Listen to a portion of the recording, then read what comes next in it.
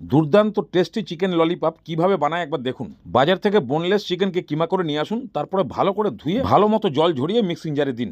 তারপরে দিন নুন, পেঁয়াজ কুচি, কাঁচা লঙ্কা কুচি, চিলি ফ্লেক্স, আদা রসুনের পেস্ট, ধনেপাতা ডাঁটা শুদ্ধ, গাজর, গোলমরিচের গুঁড়ো আর 4টে পাউরুটি স্লাইস ভালো করে দিয়ে দিন, একটা ডিম আর সামান্য একটু লেবুর রস। এবার এটাকে ভালো করে পিষিয়ে ঠিক এরকম টাইপের একটা মন্ড তৈরি। এবার এর মধ্যে একটা গোটা প্যাকেট ম্যাজিক মশলা আর 3 চামচ কর্নফ্লাওয়ার দিয়ে ভালো করে মাখিয়ে ঠিক এরকম একটা টাইট টাইপের ডো তৈরি হবে। এবার 10 টাকাওয়ালা আমুল চিজ 4 টুকরো করে কাঠের চামচের মাথার মধ্যে ঢুকিয়ে রেডি করে রাখুন। এবার হলো আসল কারিগরি। হাতের মধ্যে একটু জল লাগান, তারপরে ওখান থেকে একটু ডো নিন আর একটা ললিপপ টাইপের শেপ দিন।